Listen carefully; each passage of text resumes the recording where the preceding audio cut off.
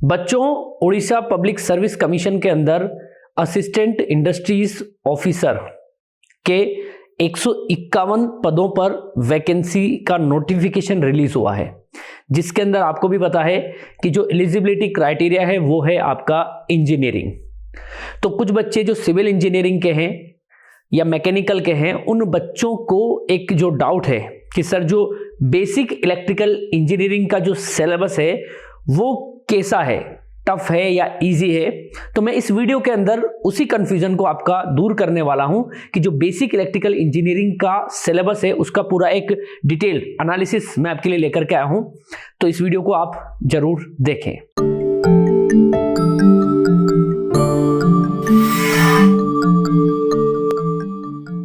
So hello my dear students, जैसा कि आपको पता है उड़ीसा पब्लिक सर्विस कमीशन के अंदर टोटल 151 पदों पर आपकी AIO की वैकेंसी का नोटिफिकेशन रिलीज किया गया है। तो मैं आपको बता दूं, सबसे पहले जो पेपर का पैटर्न आपका रहेगा बच्चों, रिटन एग्जामिनेशन आपका 400 मार्क्स का है और जो इंटरव्यू है वो बच्चों 50 मार्क्स का है। तो टोटल आपके 450 मार्क्स का ये पेपर आपका होने वाला है। पेपर 1 जो आपका होगा बच्चों, उसके अंदर जनरल इंग्लिश, जनरल अवेयरनेस और जनरल एप्टीट्यूड के 100 क्वेश्चंस आएंगे 100 मार्क्स के, यानी एक क्वेश्चन 1 मार्क्स का रहेगा और 2 घंटे का आपका टाइम रहेगा। और यहाँ पर नेगेटिव मार्किंग के बारे में भी दिया हुआ है। पेपर 2 जो है बच्चों, उसमें बेसिक इंजीनियरिंग दे रखी है, जिसके आपको 300 नंबर का रहेगा और 150 क्वेश्चन रहेंगे, यानी हर क्वेश्चन आपका 2 नंबर का रहेगा। टोटल टाइम जो आपको अलॉटेड किया गया है वो यहाँ पर 3 घंटे का टाइम अलॉटेड किया गया है। बच्चों, ये बेसिक इंजीनियरिंग का जो सिलेबस होता है, इस बेसिक इंजीनियरिंग के अंदर आपका सिविल का भी सिलेबस होता है, इलेक्ट्रिकल का भी होता है और मैकेनिकल का भी होता है। जैसा कि मैं आपको बता दूं, जैसे कि हम लोग जब फर्स्ट ईयर में जाते हैं तो हमें एक पूरा इंजीनियरिंग का एक बेसिक इंजीनियरिंग की एक हमारी बुक चलती है, जिसके अंदर हमें सब कुछ पढ़ना पड़ता है। इलेक्ट्रिकल वाले बच्चे को भी मैकेनिकल पढ़ना पड़ता है, मैकेनिकल वाले को भी सिविल और इलेक्ट्रिकल पढ़ना पड़ता है ना। तो वही सिलेबस है बच्चों ये। तो मैं अगर बात करूं आपसे बच्चों कि बेसिक इलेक्ट्रिकल इंजीनियरिंग की जो कि यूनिट नंबर 4 इन्होंने दी है बच्चों, इसका जो सिलेबस है वो मैं आपको बता दूं। जैसे कि डीसी नेटवर्क, मतलब बहुत ही बेसिक है। मैं आपको एक बात बताऊं, बेसिक इलेक्ट्रिकल इंजीनियरिंग का मतलब है ये वो इंजीनियरिंग है, ये वो इलेक्ट्रिकल इंजीनियरिंग है जो एक सिविल इंजीनियर को भी पता होनी चाहिए, एक मैकेनिकल इंजीनियर को भी पता होनी चाहिए और एक इलेक्ट्रिकल इंजीनियर को भी पता होनी चाहिए। तो सबसे पहले यहां पर दिया हुआ है बच्चों डीसी नेटवर्क्स, ठीक है, जो कि हम लोग 12th क्लास में भी पढ़े थे। किरचॉफ्स का लॉ, केसीएल केवीएल हमने 12th क्लास में भी पढ़ा है। Node voltage, mesh current method, ये सब अपन ने पढ़ा हुआ है 12th क्लास के अंदर। Delta star and star delta conversion, और ये बहुत इजी पड़ता है बच्चों, फिजिक्स के अंदर हम लोग पढ़ते हैं। Superposition principle, single phase and 3 phase AC circuit, ये भी बहुत आसान चीज है बच्चों। रेजोनेंस वगैरह थोड़ा सा बेसिक, मतलब इंपीडेंस क्या होता है, ये सारी चीजें आपकी यहाँ पर बताई गई है, ठीक है। आरएलसी सर्किट क्या होता है, सीरीज का, है ना, रेजोनेंस क्या होता है, average and effective values of sinusoidal, है ना, जो वेवफॉर्म्स होती है बच्चों, जैसे अलग अलग तरह की होती है। साइनोसोडल वेवफॉर्म होती है आपकी, ट्रायंगुलर होती है, स्क्वायर वेवफॉर्म्स होती है। तो उनके एवरेज वैल्यूज क्या होती है, आरएमएस वैल्यूज क्या होती है, वो डायरेक्ट फॉर्मूला बेस्ड क्वेश्चंस आते हैं। Solution of RLC series circuits, है ना, solution of series and parallel circuit, है ना, जो सीरीज में कनेक्टेड रेजिस्टेंस होते हैं उनके इक्विवेलेंट वैल्यू पूछ लेगा, पैरेलल में कनेक्टेड इंडक्टेंस होंगे उनकी इक्विवेलेंट वैल्यू आपसे पूछ लेगा, वो चीजें, है ना। सीरीज पैरेलल रेजोनेंस, दोनों तरह के रेजोनेंस आपसे यहां पर पूछे गए। बहुत बेसिक लेवल का आपको पढ़ना है। जैसे कि सीरीज रेजोनेंस होता है तो वहां पर जो है करंट की वैल्यू जो होती है वो मैक्सिमम हो जाती है, इंपेडेंस मिनिमम हो जाता है। पैरेलल रेजोनेंस में इसका उल्टा होता है। तो वो सारी चीजें आपको यहां पर पढ़नी पड़ती है, ठीक है। लाइन एंड फेज क्वांटिटीज, है ना, लाइन वैल्यूज क्या होती है, फेज क्वांटिटीज क्या होती है। Solution of the balanced 3 phase circuits, जो पावर, थोड़ा सा पावर वगैरह कैलकुलेशन, है ना, 3 फेज सर्किट में स्टार कनेक्टेड लोड होता है, डेल्टा कनेक्टेड लोड होता है, वो चीजें, है ना। Measurement of power in 3 phase circuits, 2 wattmeter method, थोड़ा सा बेसिक है, एकदम बहुत बेसिक है।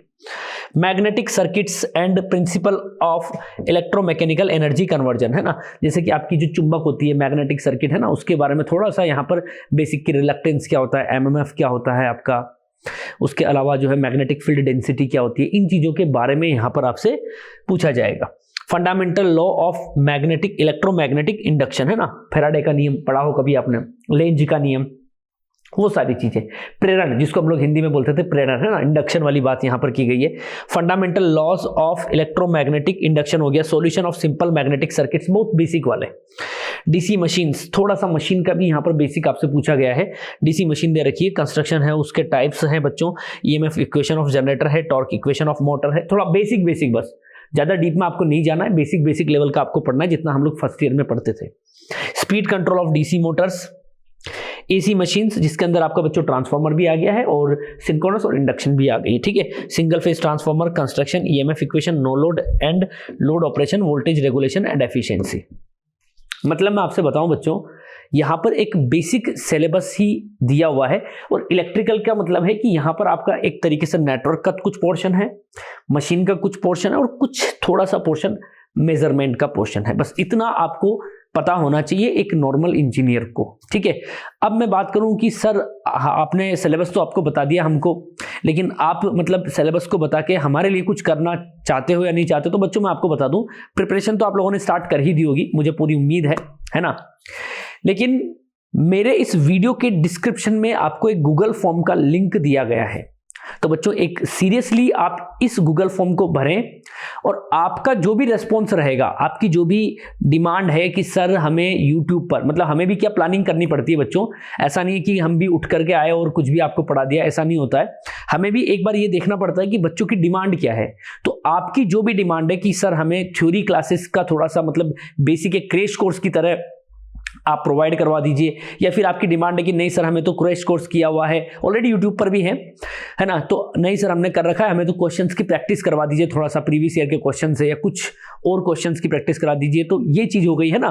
तो या फिर शॉर्ट नोट्स की फॉर्म में आप रैपिड रिवीजन करवा दीजिए। तो आपकी जो भी डिमांड हो बच्चों, जो भी आपको जरूरत हो, आप इस गूगल फॉर्म को फिलअप करिए, अपनी डिटेल्स फिल करिए और आप क्या चाहते हैं वो भी आप लोग उस पर फिल करके दीजिए, ताकि हम भी उसी अकॉर्डिंग आपकी प्लानिंग कर पाए कि क्या आपको डिलीवर करना है। और हाँ, अगर आप चाहते हैं कि नहीं सर हमें तो जीरो से ही प्रिपरेशन करनी है, तो मैं आपको बता दूं बच्चों, आप गूगल फॉर्म तो भर ही देना, निम्बस लर्निंग का ऑफिशियल एप्लीकेशन आप डाउनलोड करना और वहां पर आपको जनरल इंजीनियरिंग या बेसिक इंजीनियरिंग के नाम से कोर्स भी है, बहुत मिनिमम कॉस्ट है उसकी बच्चों, वहां से भी आप उसकी तैयारी को स्टार्ट भी कर सकते हैं, ठीक है। और ये इतना टफ नहीं है जितना कि सिविल इंजीनियर या मैकेनिकल इंजीनियर सोचता है, इतना टफ नहीं है बच्चों, बहुत बेसिक लेवल के यहाँ पर क्वेश्चंस आते हैं जो आप 12th के अंदर पढ़ते हैं। मैं तो आपको सीधा बताऊं, 12th में आपने जो इलेक्ट्रिकल इंजीनियरिंग पढ़ी है ये वही है, बस वही है, इसके अलावा कुछ भी नहीं है, ठीक है बच्चों।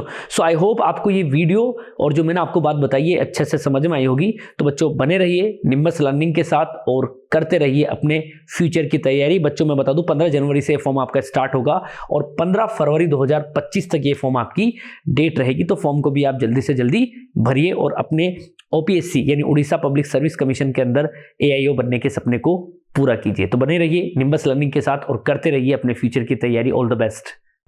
If you really like the video, please hit the like button, share the video, subscribe to our YouTube channel and press the bell icon for the latest updates. Thank you.